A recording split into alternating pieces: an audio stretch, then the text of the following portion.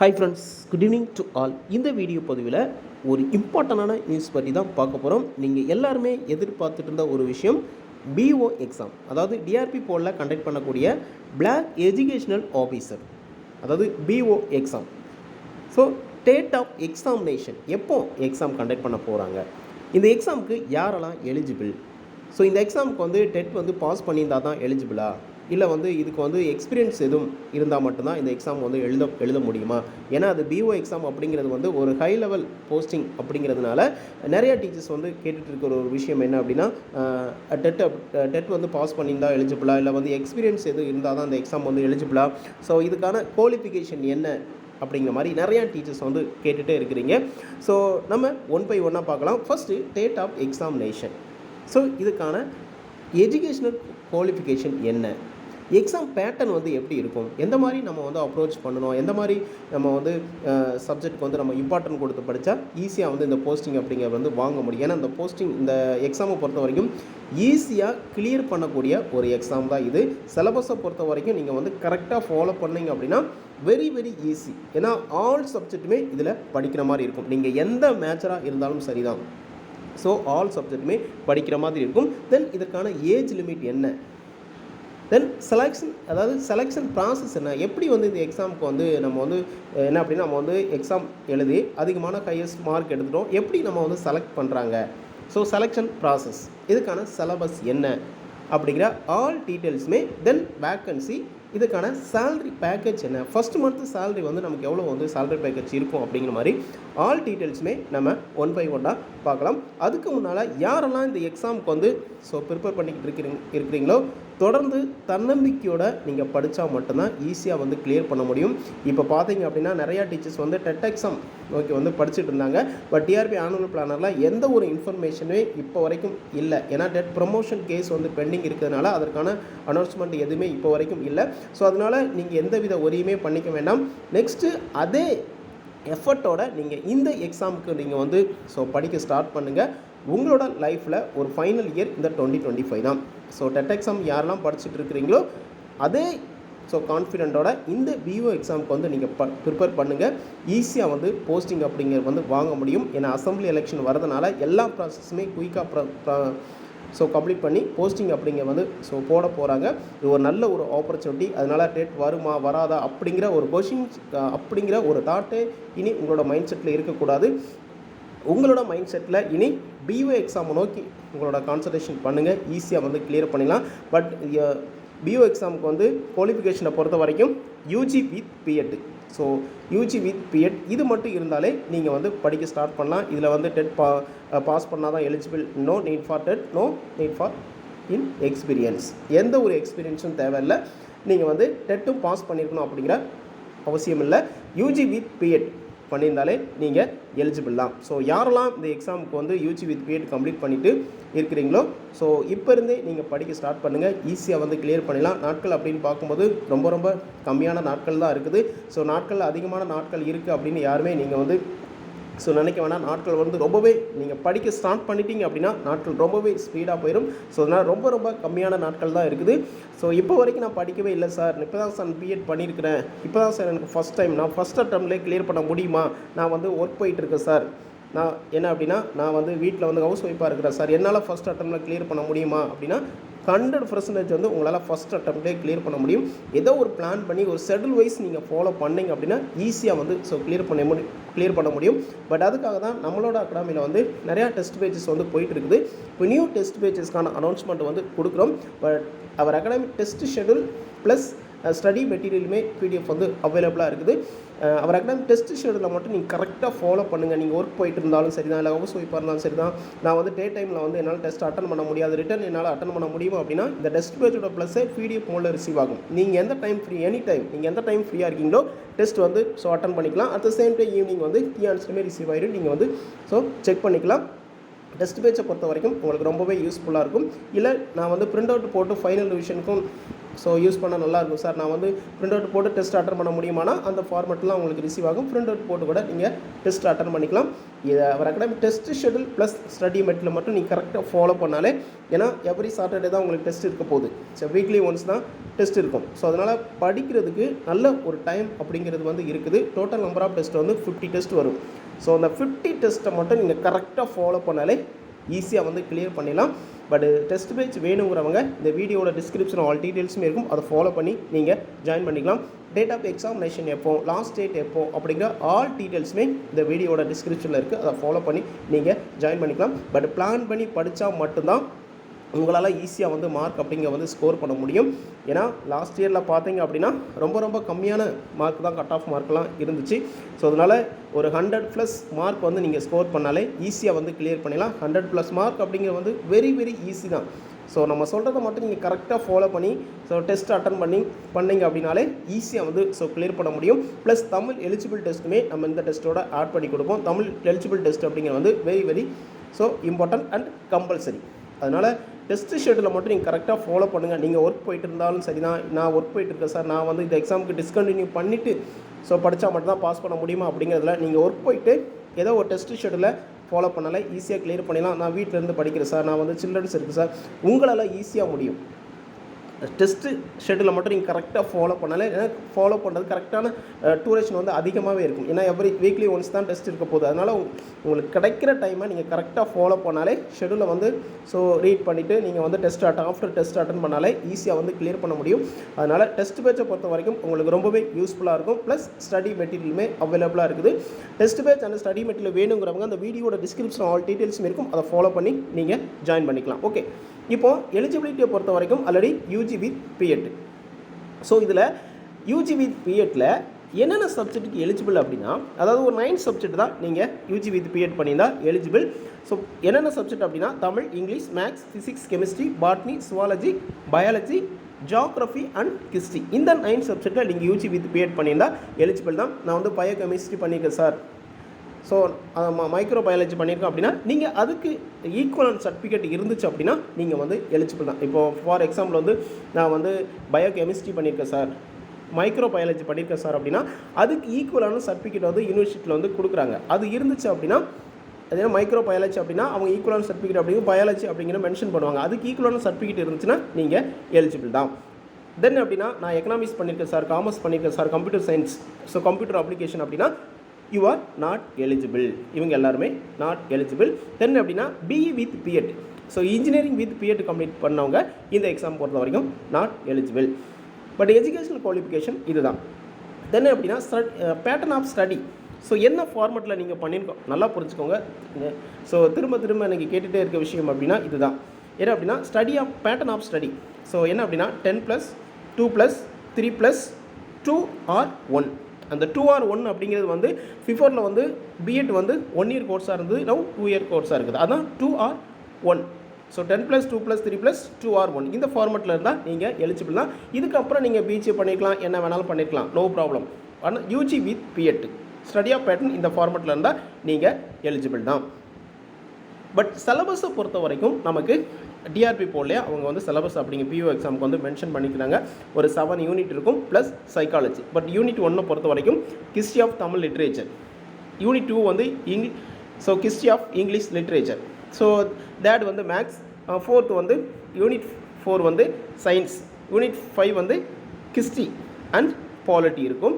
And unit 6 வந்து geography and economics, unit 7 வந்து GK and current affair இருக்கும். இதுதான் 7 யூனிட். இந்த 7 யூனிட்டுமே எவ்வளோ மார்க்ஸ் கேட்குறாங்க, நம்ம எந்தெந்த யூனிட்க்கு எவ்வளோ,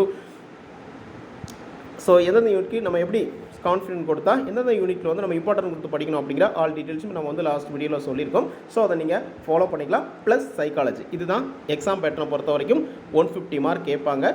அந்த 150ல் இந்த 7 யூனிட்லேருந்து உங்களுக்கு 120 கொஸ்டின்ஸ் வந்துடும், ப்ளஸ் 30 கொஸ்டின்ஸ் வந்து சைக்காலஜி. ஸோ இதுதான் எக்ஸாம் பேட்டர்ன். ப்ளஸ் வந்து தமிழ் எலிஜிபிள் டெஸ்ட்டை பொறுத்த வரைக்கும் கம்பல்சரி. பட் தமிழ் எலிஜிபிள் டெஸ்ட்டை பொறுத்த வரைக்கும் உங்களுக்கு ஒன்லி 10th ஸ்டாண்டர்ட் தமிழ் புக்ஸை மட்டும் ஒரு 9 யூனிட் இருக்கும், அதை மட்டும் நீங்கள் ஃபாலோ பண்ணாலே எனக்கு தான். ஸோ அதுவுமே நம்ம வந்து டெஸ்ட்டில் அப்படிங்கிற வந்து ஸோ கண்டக்ட் ஸோ நம்ம அதுலேயுமே unit wise plus revision test mark test எல்லாமே கொடுப்போம். பட் டெஸ்ட் ஷெடியூலை மட்டும் நீங்கள் கரெக்டாக ஃபாலோ பண்ணாலே ஈஸியாக வந்து ஸோ கிளியர் பண்ண முடியும். Test batch and study material வேணுங்கிறவங்க இந்த வீடியோட டிஸ்கிரிப்ஷனில் ஆல் டீட்டெயில்ஸுமே இருக்கும். டேட் ஆஃப் எக்ஸாமினேஷன் எப்போ எக்ஸாம் ஸ்டார்ட் ஆகுது, லாஸ்ட் டேட் எப்போ, எப்படி ஜாயின் பண்ணுறது அப்படிங்கிற ஆல் டீட்டெயில்ஸுமே இந்த வீடியோட டிஸ்கிரிப்ஷனில் இருக்குது. அதை ஃபாலோ பண்ணி நீங்கள் ஜாயின் பண்ணிக்கலாம். ஓகே, இப்போ தமிழ் எலிஜிபிள் டெஸ்ட்டை பொறுத்த வரைக்கும் உங்களுக்கு நம்பர் ஆஃப் கொஷின்ஸை பொறுத்த வரைக்கும் உங்களுக்கு ஸோ 30 கொஷின்ஸ் இருக்கும். அதில் ஃபஸ்ட் 20 கொஷின்ஸ்க்கு வந்து 2 மார்க். 2 மார்க்னால் நீங்கள் வந்து ரிட்டர்ன் பண்ணணும், அதாவது என்ன பண்ணுற பேராகிராஃப் மாதிரி இருக்கணும், எழுதணும் அப்படிங்கிறதுலாம் இல்லை. எல்லாமே அப்ஜெக்டிவ் டைப் தான். அதில் ஃபஸ்ட்டு 20 கொஷின்ஸ்க்கு வந்து 2 மார்க் கொடுப்பாங்க. So 20 × 2 40 mark 40. ஸோ பேலன்ஸ் இருக்கிற ஒரு 10 கொஷின்ஸ்க்கு வந்து 1 மார்க். அப்போ 40 + 10 50 மார்க். 50 மார்க்குக்கு நீங்கள் 40% எடுக்கணும். 40% மீன்ஸ் 20 மார்க் எடுக்கணும். மினிமம் குவாலிஃபை மார்க் வந்து தமிழ் எலிஜிபிள் டெஸ்ட்டில் வந்து 20 மார்க் எடுத்தால் மட்டும்தான் நீங்கள் பாஸ். இல்லை சார், நான் 19 தான் எடுத்திருக்கேன் சார், ஆனால் ஸ்கோர் பேப்பரில் வந்து 130 எடுத்திருக்கேன், 140 எடுத்திருக்கேன், 120 எடுத்திருக்கேன்னா நீ உங்களோட ஸ்கோர் பேப்பரை வேல்யூவே பண்ண மாட்டாங்க. தமிழ் எலிஜிபிள் டெஸ்ட் அப்படிங்கிறது வந்து கம்பல்சரி மினிமம் 20 மார்க் எடுத்தால் மட்டும்தான் நீங்கள் எலிஜிபிள் பாஸ் ஆவீங்க. ஸோ அதுக்கு தான் நம்ம வந்து தமிழ் எலிஜிபிள் டெஸ்ட்டுமே இந்த டெஸ்ட் பேஜில் வந்து நம்ம வந்து யூனிட் வைஸ் வந்து நம்ம ஒன்லி 10th ஸ்டாண்டர்ட் புக்ஸை மட்டும் நீங்கள் தமிழ் புக்ஸை மட்டும் நீங்கள் ஃபாலோ பண்ணாலே ஈஸியாக வந்து கிளியர் பண்ணிடலாம். அதுவுமே நம்மளோட டெஸ்ட் பேஜில் வந்து ஆட் பண்ணி கொடுக்குறோம். டெஸ்ட் பேஜை பொறுத்த வரைக்கும் உங்களுக்கு ரொம்பவே யூஸ்ஃபுல்லாக இருக்கும். டெஸ்ட் பேஜ் அண்ட் ஸ்டடி மெட்டில் வேணுங்கிறவங்க இந்த வீடியோட டிஸ்கிரிப்ஷன் ஆல் டீட்டெயில்ஸும் இருக்கும். அதை ஃபாலோ பண்ணி நீங்கள் ஜாயின் பண்ணிக்கலாம். ஓகே, இப்போ மினிமம் குவாலிஃபை மார்க் இந்த பிஓ எக்ஸாமில் நான் எவ்வளோ மார்க் எடுத்தால் சார் நான் பாஸ் அப்படின்னு அது கேட்டகரி வைஸ் நம்ம வந்து பார்க்கலாம். அதாவது எஸ்சி ஃபார் 45% எடுத்தால் இந்த எக்ஸாமில் நீங்கள் pass. ST for 40%. So SC 45, ST 40%. So other கேட்டகரியில் வர்ற எல்லாருமே மினிமம் 50% எடுத்தால் மட்டும்தான் நீங்கள் பாஸ். 50% மீன் ஸோ 150 மார்க்கு வந்து 75 மார்க் எடுத்தால் மட்டும்தான் நீங்கள் பாஸ். ஸோ இதுதான் minimum qualify mark. So sir, minimum qualifying pass mark எடுத்தாலே போஸ்டிங் கிடைக்குமா அப்படின்னா நாட் பாசிபிள். இது ஜஸ்ட் பாஸ் மார்க் தான். ஆனால் போஸ்டிங் வேணும் அப்படின்னா கட் ஆஃப் ஃபேஸஸில் அதிகமான மார்க் எடுத்து நீங்கள் வந்து ஃபஸ்ட்டு வந்தால் மட்டும்தான் உங்களுக்கு போஸ்டிங் அப்படிங்கிறது வந்து ஸோ அலோகேட் பண்ணுவாங்க. அதனால் ஒரு 100 ஸோ 100+ மார்க் எடுத்தாலே ஈஸியாக வந்து உங்களால் வந்து ஸோ கிளியர் பண்ண முடியும். ஸோ அதனால் ஒரு 110 மார்க் அப்படிங்கிறது வந்து ஈஸியாக கிளியர் பண்ணக்கூடிய ஒரு எக்ஸாம் தான் இந்த எக்ஸாம். பட் நீங்கள் எப்படி படிக்கணும், எந்த மாதிரி யூனிட்டுக்கு வந்து இம்பார்ட்டன்ட் கொடுத்து படிக்கணும் அப்படிங்கிற ஆல் டீட்டெயிலுமே சொல்லிக்கும். அதை ஃபாலோ பண்ணிங்க அப்படின்னா ஈஸியாக வந்து ஸோ கிளியர் பண்ணிடலாம். அதுவும் அவர் அகாடமிக் டெஸ்ட் ஷெடியூலை மட்டும் நீங்கள் கரெக்டாக ஃபாலோ பண்ணி ஆஃப்டர் டெஸ்ட் எழுதி நீங்கள் ரிவிஷன் பண்ணாலே ஈஸியாக வந்து ஸோ கிளியர் பண்ண முடியும். இதுதான் exam pattern. So exam pattern plus minimum qualify mark அப்படிங்கிற ஆல் டீட்டெயில்ஸுமே நம்ம பார்த்துட்டோம். தென் என்ன அப்படின்னா செலெக்ஷன் ப்ராசஸ். நான் வந்து எக்ஸாம் எழுதிட்டேன், ஸோ பாஸ் பண்ணிவிட்டேன், ஒரு 100+ மார்க் வந்து அவங்க கட் ஆஃப் ஃபேஸஸ்க்குள்ளே நான் வந்துட்டேன். எப்படி சார் நம்ம வந்து செலெக்ஷன் பண்ணுறாங்க அப்படின்னா, செலெக்ஷனை பொறுத்த வரைக்கும் சிவி லிஸ்ட் எப்படி பண்ணுவாங்க அப்படின்னா 1:1.25 ரேஷியோ 1:1.25 ரேஷியோவில் தான் செலெக்ஷன் லிஸ்ட் வந்து அவங்க வந்து ரிலீஸ் பண்ணுவாங்க.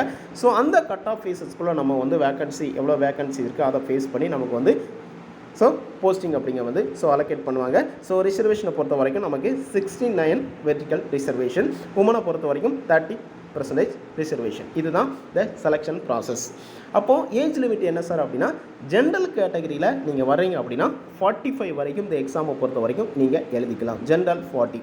அதர் கேட்டகரியில் வர்ற எல்லாருமே நீங்கள் 45 வரைக்கும் எழுதிக்கலாம். ஜென்ரல் 40, அதர் கேட்டகரி 45 வரைக்கும் இந்த எக்ஸாமை பொறுத்த வரைக்கும் எழுதிக்கலாம். பட் இது ப்ளஸ் என்ன அப்படின்னா, இப்போ யூஜி வித் பிஎட் பண்ணியிருந்தாலே எலிஜிபிள் தான். தென் அப்படி என்ன அப்படின்னா, இன்டகிரேட் பிஎட் பண்ண ஆல் டீச்சர்ஸுமே இந்த எக்ஸாமுக்கு வந்து எலிஜிபிள் தான். ஏன்னா அதில் ஒரு 9 சப்ஜெக்ட் அதில் நீங்கள் வந்து ஸோ யூஜி வித் பிஎட் பண்ணியிருந்தால் எலிஜிபிள் தான். ஆல்ரெடி சொல்லியிருக்கோம். நீங்கள் கரெக்டாக ஃபாலோ பண்ணிங்க அப்படின்னா ஈஸியாக வந்து கிளியர் பண்ண முடியும். யாரெல்லாம் அந்த எக்ஸாமுக்கு வந்து எலிஜிபிளாக இருக்கீங்களோ பட் தொடர்ந்து தன்னம்பிக்கையோடு படிங்க, ஈஸியாக வந்து கிளியர் பண்ணிடலாம். ஏன்னா இது ஒரு ஹை லெவல் போஸ்டிங்.